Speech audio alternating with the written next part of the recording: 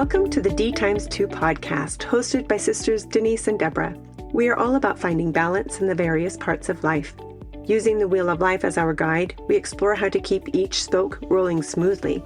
We discuss health and wellness, education and spirituality, as well as mental and emotional growth. Join us for real conversations, practical tips, and a few laughs as we share stories, insights, and strategies to help you create a life that feels balanced, purposeful, and designed by you. Good morning, Deborah. Good morning, Denise. It's good to see you today. You too, always. You're all purple. I love it. I am technically burgundy. Burgundy. Yes, and I like to go monochromatic. You want to see under my sweatshirt? I also have a burgundy shirt, and it's my favorite one. On a dark desert highway, cool wind in my hair. So part of one of my favorite Eagles songs, yeah. So that's my little inside on my heart, give me cheer on a gray, gloomy, rainy day. It is gray and gloomy today. Yeah. It's cool. It's nice. It's time. My we need tulips it. like it. Yeah. They're about 3 inches tall. Yep. Daffodils, crocus. I have crocuses up too. My crocuses haven't popped up yet. But All my yellow ones are up. They're bright and cheerful. Yeah. That's so pretty. So you had some stuff on your mind.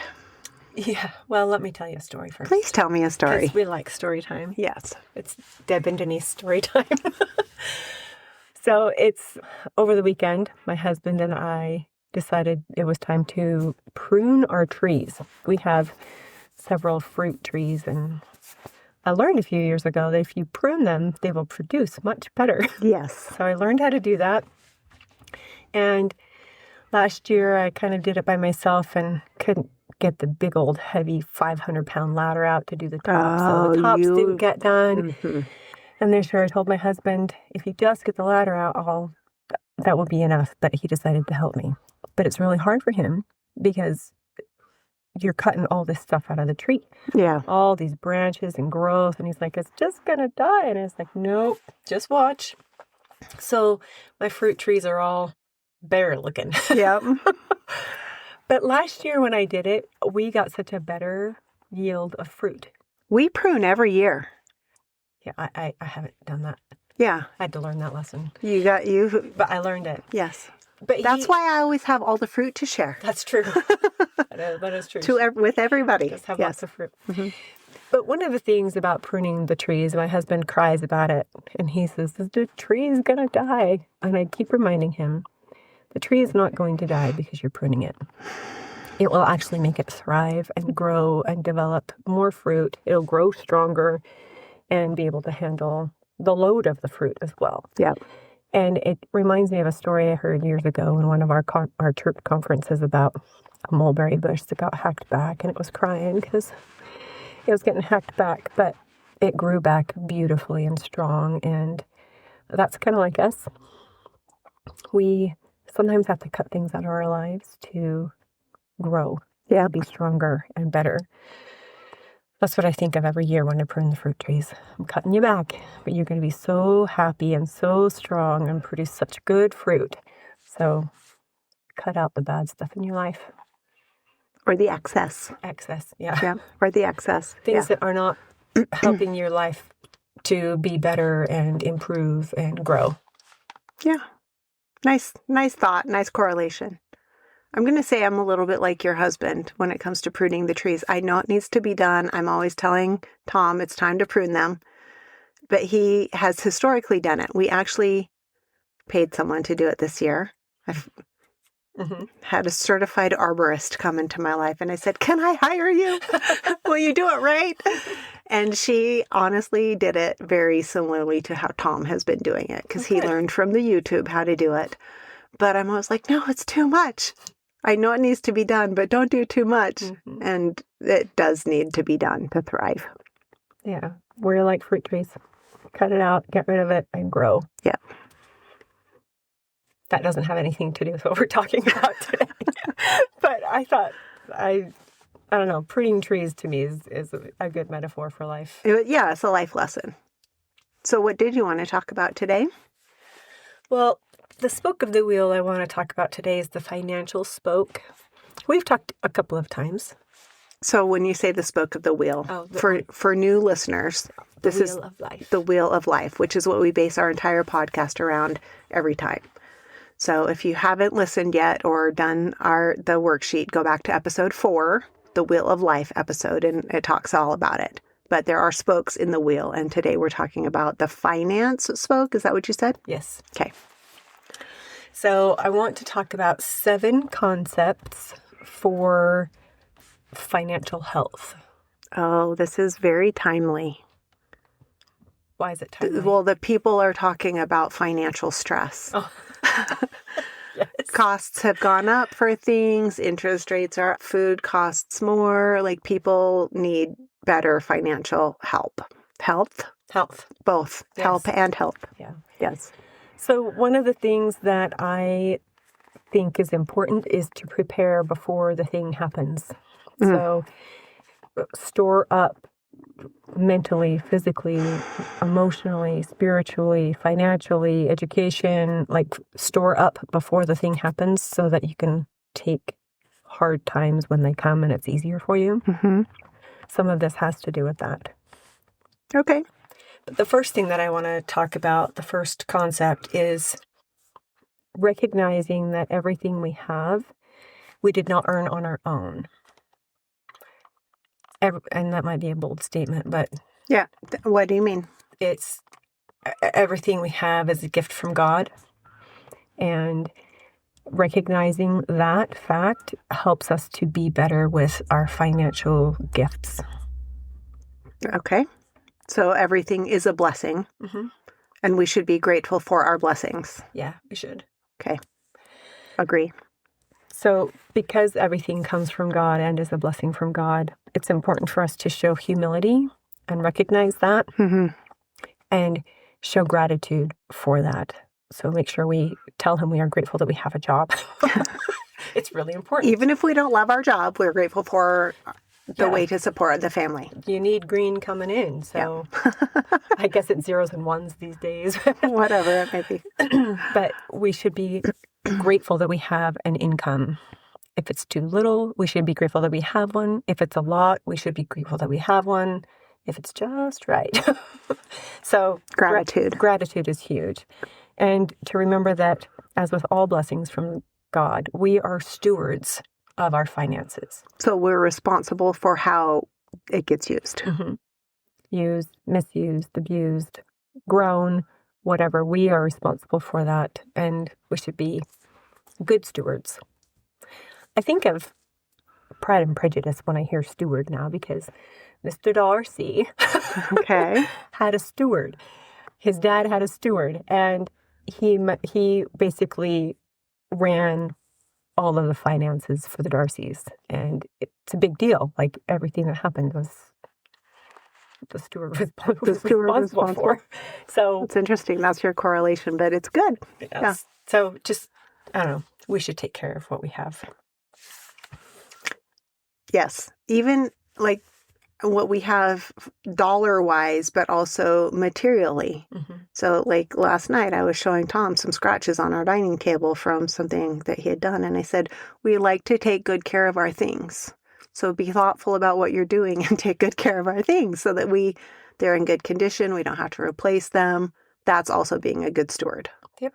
Take good care of your clothes, mend them, wash them, fold them, put them away. Don't just walk on them. Mm-hmm. Like, take care of what you have. Because all of that stuff costs money. Yes, it ultimately comes from money. It comes from hours working. Yep. So how many hours did you work to get that dining table to then just treat it like crap, right? So you don't. You take care of it because it costs you hours working Yep. to buy it, or hours working to buy the clothes, or hours working, I don't know, Yes. to buy the stuff. So take good care of it. There's a hard cost Yeah. associated. Yeah. I think sometimes we don't think about that, but it's true. Okay, so concept number 2 is, if you're married, get on the same page financially with your spouse. Please. Yes. A lot of fights, divorces happen because of finances. Yep. And it's important to be open and honest about finances with your spouse. Like, money can be one of the biggest stressors there is. Yeah. And if you're not on the same page, it multiplies that stress exponentially. Yes. And if you're having stress in your marriage about finances, it bleeds out to every other area of your life. So get on the same page with your spouse. Does it mean you have to agree on everything? No, but you need to be agreed in the direction you're heading. Mm-hmm. Because you're not going to agree on everything. And where the major priorities are. Mm-hmm. So what are you working for? Are you working for retirement? Are you working to pay off debt? Whatever it is. To build up a savings account. To have enough money for groceries. Like, get that stuff figured out together. If you are not married, it's good to have an accountability partner, somebody that you can talk to about it, because two heads are better than one. And sometimes somebody can help you see something a different way that you can adjust in your financial life so that it is better and healthier. Yes, different insights, different perspectives, different approaches. So in the same lines as being on the same page as your spouse, it's okay to make finances a family affair. Yes. At appropriate times and ages. I don't know that it's helpful for children to hear, we can't afford that. Right. We can't afford that. We don't have that much money. It trains them to have a belief of lack. Yeah. There's not enough of things. If you don't have enough for something, you can reword it by saying, you know what, that's not in the budget right now. Or let's save up together. You and me, let's save up together and see how much we can put together to afford that thing or pay for that sport or whatever it is. But it's important for kids to know that mom and dad are not an ATM. Mm-hmm. And you have resources that need to be utilized wisely. Did you know that on average people gain 15 pounds between Halloween and New Year's? Oh my gosh. Yeah, it's true. That's why headed into the season, I really recommend that people use the fat reduction package from Optimal Health. It breaks free from the cycles of cravings, stalled progress, and it uses science-backed approaches to weight loss. It targets nutrients that work together to help you feel your best while achieving your goals. Sounds good to me. It also helps control your hunger. It has fermented fiber that supports appetite regulation and makes healthy eating easier, which we need during the holidays. It does, but it also blocks fat storage. So it supplements the body to prevent you from storing fat and helping you shed unwanted pounds naturally. Nice. It also helps you boost your metabolism. Lipase, patented chromium, and herbs like berberine. Berberine is all the rage, right? Yep. Helps metabolize fat and sugar for sustained energy. So it's a complete balance of pure protein, essential fats, and carbs that simplifies balanced nutrition while supporting weight management. You can get your fat reduction pack at optimalhealthsystems.com and use the code D times 2, that's DX2, to get a great discount. So I do think it's important to make it a family affair. And yes, don't put the, I'm going to say, financial strains on the kids. Mm-hmm. But also that verbiage that you use is powerful for you too. True. To think of, how can I afford this? Not, I can't afford this. Or how can I make this happen? Make a plan for it rather than, I can't. And give up. Yeah. It shifts your mentality and the whole approach and opens up possibilities rather than just literally damming progress and shutting it down. Mm-hmm. Find a way through. Yeah. But you can do that as a family. Like, I've heard stories. I've heard stories of families that wanted to save up for a vacation. Mm-hmm. And so the parents talked to the kids about how much it would cost.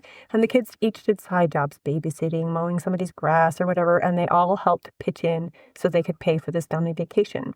And how cool is it for that to happen? And the kids feel like they contributed, not that they're just going on vacation and they expect mom and dad to pay for everything. And then they're not really that grateful and they complain about the time they had. But if they contributed to it, they have skin in the game. You said you've heard about that. Did you know we did that? Oh, yes. So we used to have that 5-gallon water bottle in the entryway, and we would all put our change in there. Mm-hmm. And all of that got cashed in to help fund a vacation. I don't know if it funded the whole thing or a portion of it. I don't know, right? We were kids. We didn't have to do that. But we all contributed. Mm-hmm. And that all went to the vacation that we took. I do remember that. Yeah. That was fun. It was. Going back to that, everybody be on the same page. It is important to talk to your kids about finances and teach them how to manage finances. We actually did an episode on finances, and Trevor talked to us about how his parents taught him to handle money. Mm-hmm. It was like the Dave Ramsey plan, and he just thought that's how you live. How you live. It's the only way. Yeah. And he adapted that as he moved away from the house and got married. But that was an interesting episode if you want to go back and listen to that one. Yeah, he talks all about that, and we have some resources for setting up your own budget and how to run your finances in that episode. So that's what we're going to talk about next. Concept number 4 is create a budget. Yes. And Trevor gave us a fantastic money tracking spreadsheet that is available on our website. If you go to the website, dtimes2podcast.com, and go under freebies, it's under there in our resources. I think it's $14. I was going to say, I don't think it's a freebie. There's a little bit of there's a cost associated, but it's very low dollar. It's worth a whole bunch more than that. Yeah. And then his master class also is available. Yeah. If you want in-depth training on that. It's a really good money tracker. So create a budget, set realistic goals.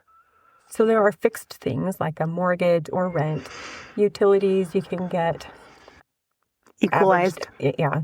So that they're the same every month and it's not up and down through the spring, summer, winter, and fall. Car payment is always the same, but there are things that are flexible. So get your fixed payments down first and then all of the other things and make it work. Be realistic in your budget. And work within the money that you earn. Yeah. I mean, you would think that would be how you'd plan a budget, but... Yeah, the credit card isn't part of your budget. It's not part of your income. No. So work with your income and set a budget that works within that. Yeah, don't spend above what you earn. No. Ever. Period. So it's a lot easier to stay ahead of the game than to play catch up. 100%. Create a budget. It's not a bad thing. It's a good thing. It helps you to know where your money is going. It gives you the guardrails. Yeah, they're great guardrails. It's not strict. It's just guardrails. It's like the 10 Commandments. They're not strict. They're just guardrails. Yep. So use them. What's next? Wait, before we move on to the next one, we used to balance our checkbooks. Yes. Yeah. Some people still do that. Yeah. That's with the actual checkbook. Yeah. Not just with their bank statement. Yeah. So you'd write down everything you spent, every check you wrote, every cash you spent, you'd write it in your register, in your checkbook. It was this paper thing. And you could go back for years and look at what you spent your money on. And it's important to do that, to track it and to see where things are going. Because you might think you don't spend a whole lot of money on eating out or on entertainment. But if you actually track it, you will see exactly what you're doing. And then you can make adjustments and use your budget to your advantage. Yeah. So these days we use your bank statement or your debit card daily transactions to keep track. Or Trevor's magic money tracker. Well, that's where that goes from, too. Yeah. It really is a good money tracker. He spent a lot of time and he's fine-tuned it and changed it. Anyways, so use that resource. Number 4, concept number 4 is to protect your family. Have you ever thought about that in your finances, protecting your family? Yes. So what do you guys do? Before I get into more, what do you guys do to protect yourselves? So we always make sure we have savings set aside. So, and specifically an emergency fund for emergencies. We also have an automotive emergency fund set aside. Oh, that's a good thing. Separate from the other one, because car stuff happens. It does. And it will quickly, completely drain an emergency fund. Yes, it will. So we do separate. We also have, I'm going to say, a longer term emergency fund that's a higher dollar amount that's in a high yield savings account. So the basic ones just live in our regular bank. Okay. But the other lives in a high yield savings account. And that is like, generally it's going to be a 3 to 6 month savings for your fixed hard expenses. So if everything falls through, you can live off of that for that period of time. Perfect. Yeah. That's great. That's mostly what I was going to tell. So you're going to tell us to do? Okay, good. So have an emergency fund, $1,000 to $2,000, not $1, $1,000 to $2,000 ish. Yeah. Is a good place to start. It's good for most car emergencies, some health emergencies. Like it's good. It's not an emergency that you need new shoes. No, that's never. No, it's not an emergency. That's what we want. We did an episode on wants and needs. I was going to say, unless you're still in the young child rearing ages, and then sometimes they just need new shoes. Yes, but that's part of the budget. Yes, it should be. It's not an emergency. It's Clothing for children is part of the budget because they grow. It's not unexpected. No. Yeah, emergencies are unexpected. Yeah. And in addition to that, save a portion of your income. So growing up, we learned pay 10% tithing, put 10% towards saving, and then the rest is for spending. So it doesn't matter what that percentage is, just get a percentage and save that on a regular basis. You can do an automatic draft from your checking and put to your savings automatically every month. You don't even have to think about it. That's how it should be, because if you have to think about it, you're less likely to do it. Right. You'll find a reason not to do it. Yeah. So put it in your budget and make it an automatic draft. Like my health insurance, it's an automatic draft. If I had to write that check out every month, I would be griping and groaning. So just make it automatic. So you said it doesn't matter what the percentage is. And I just was going to say, I remember one time I was talking to someone who, I'm going to say he was in his late 40s and was completely financially set for life. He still worked full time, but he didn't have to work. He didn't need to work in any way. Because in his earlier years when he was single, he did a 10% tithe, 50% to savings. Wow. And lived off of the 40%. And I was like, impressive. I could have done that. Like, it never crossed my mind because we were taught 10% here, 10% there. You can vary it. And when you have less, I'm going to say, responsibilities, that percentage can be high and it can really set you up for your future. That's true. Yeah. So the percentage doesn't matter. You can work. You can work on whatever number you decide, how high or how low. Yeah. But that's up to you. And it's not to play with. It's to protect yourself and your family. So set some aside. I want to talk to you about my ice cream I have almost every night for dessert. I started making it about 6 months ago with some of my very favorite protein powder. It's from Equip Foods Prime Protein, and it's one of the safest, cleanest doctor-formulated protein powders that helps to build muscle and shred fat that won't leave you gassy or bloated. That's one of the problems I have with other kinds of proteins. Anyway, it's 100% grass-fed and finished. I make my protein out of their chocolate and their peanut butter. So it's my amazing peanut butter chocolate protein ice cream. It helps me meet my protein goals and taste amazing. To get a nice discount, go to equipfoods.com/DX2 to get 30% off of a subscription order or a nice 15% discount off of a one-time order. You'll love it. The other thing you need to do to protect your family is insurance. So you need to have health insurance. Health costs bankrupt people every single year because you don't have health insurance.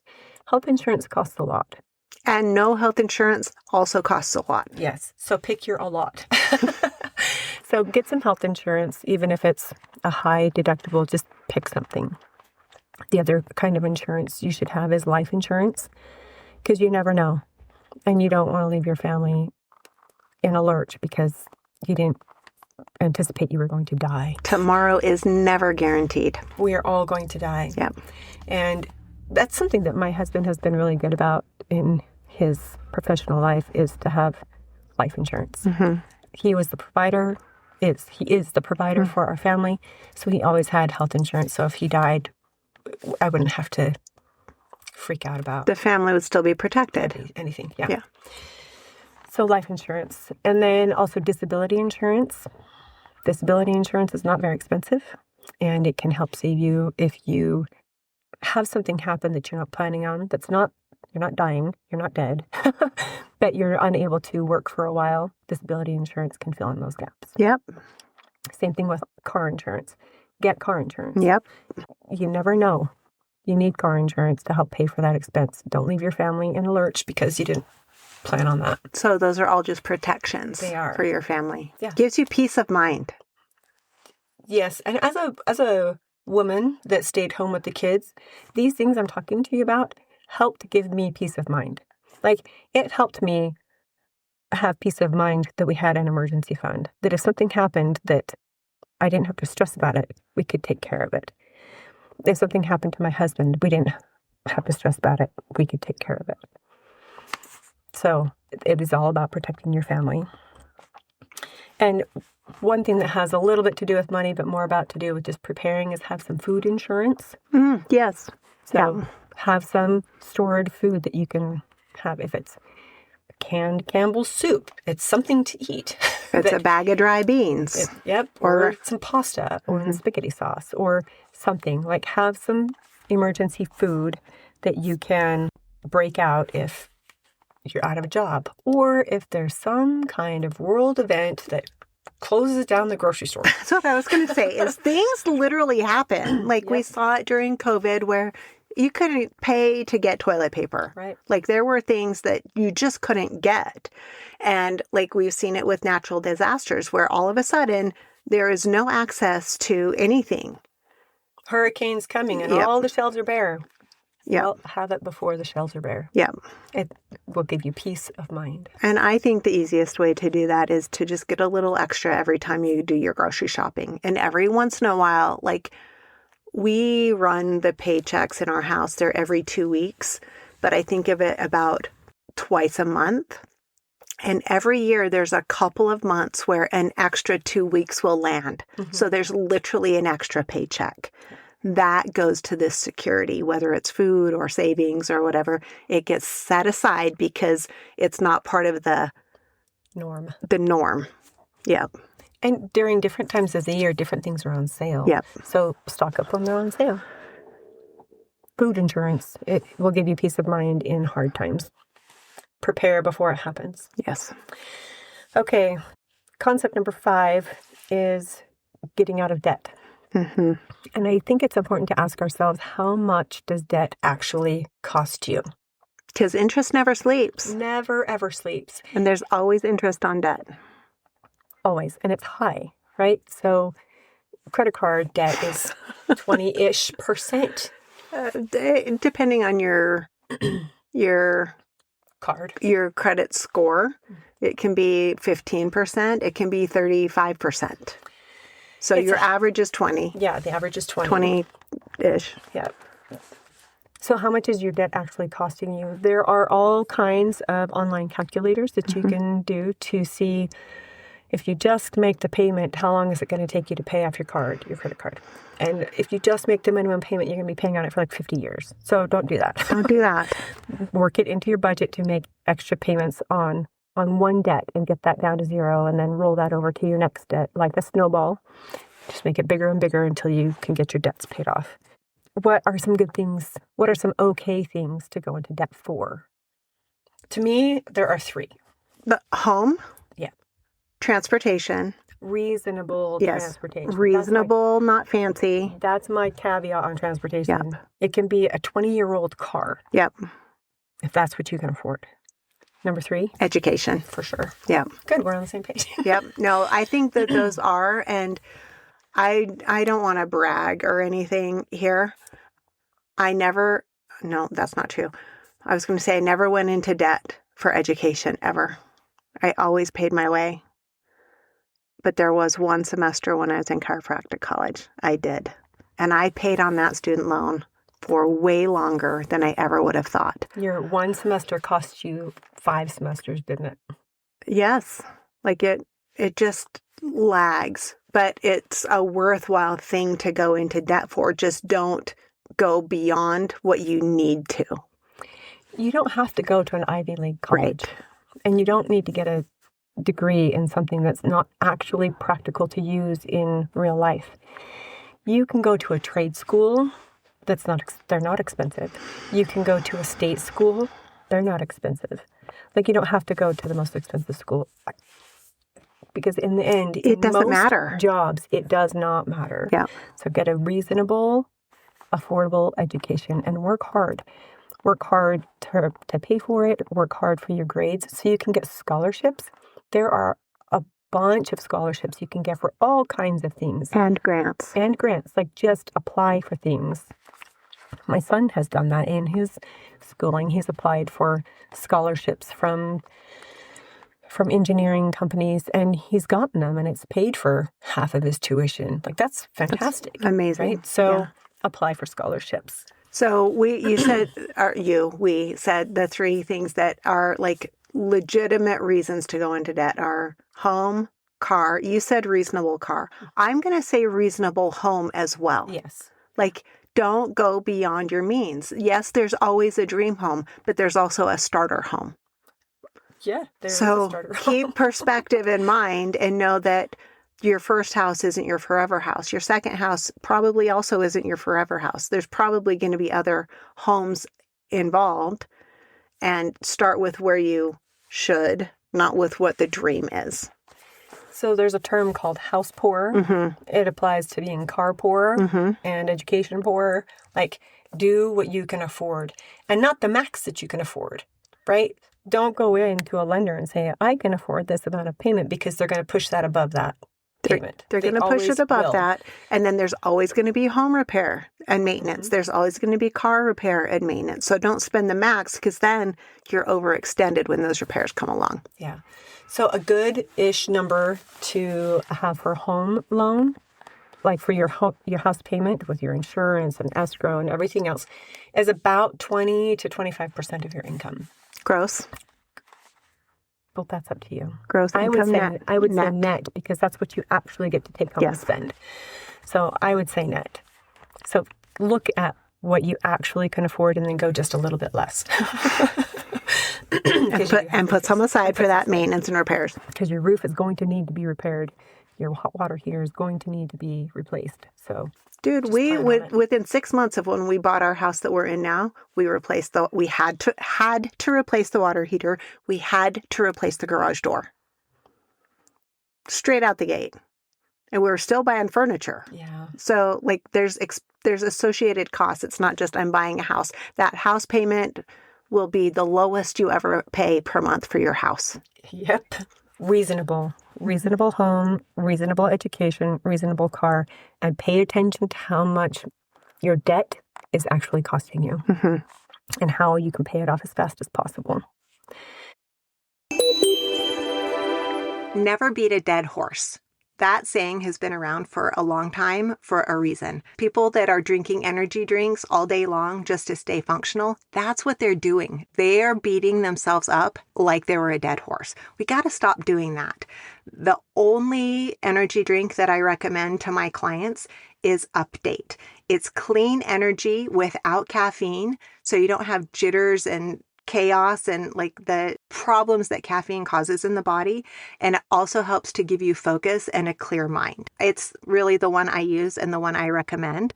To get a discount off of your order, go to drinkupdate.com and use the code DX2. That's D times 2. That's us. So drinkupdate.com, and then the code for your discount is DX2. Okay, concept number 6 is invest for the future. Yes. So there's a difference between investing and saving. Our concept number 4 was saving. This is about investing. This is about taking your dollars and making them grow. Interest never sleeps, we said. Right. But interest never sleeps on your investments either. Yeah, so it's a good win there on that side. That So- sword cuts both ways. Yes, we want it to cut the growth way, your growth way. Invest as early as possible. As much as possible. So if you have children or grandchildren, did you know that you can open a Roth IRA and put money in it, tax-free to put it in? It's pre-tax when you put it in. It will grow, and when they take it out, it is tax-free when they take it out. Did you know that? I did know that. Like you could put $1,000 in a Roth account for a child or a grandchild, $1,000 a year, and by the time they're 20, they'll have enough to pay cash for their education, pay cash for a car, nice down payment on a house. They will be set nicely. Because of that magic of the interest cutting the right way. Yep. So that's for your kids. For you, since you're an adult, I'm assuming you're an adult if you're listening to us. Odds are you didn't have someone put in money for a Roth IRA when you were 2. So take it, if you work for a company that offers a 401k plan, take advantage of it. Yep. They will usually match up to a certain percentage, 7% or 10% Or 3%. or 3%. Yeah. It varies. But take full advantage of that match. Put in at least that much so you get the full match from your employer because that's free money. Yeah, that's money they're putting in for you. Yeah. So if you look at the 10% that we said at the beginning, save 10%. So invest 10%. If you yourself invest 10%, whatever your employer matches, whether it's 3 or 5 or 10 or whatever, that increases your retirement savings exponentially. So take advantage of that. Yeah. If your employer does not offer a 401k, did you know that you can open your own? Yeah. And you can have your own 401k or Roth IRA and grow your own retirement account. And it's tax deductible. Yeah. It's not pre-tax dollars, but it's fully tax deductible up to certain amounts. Yeah, up to a certain amount. It's more if you're married, less if you're single. So I would talk to a CPA about that and see how you can tap into that and start saving. Even if you have a 401k, you can also open a Roth IRA. Yeah. So those are things to look at to increase and boost your investing for the future.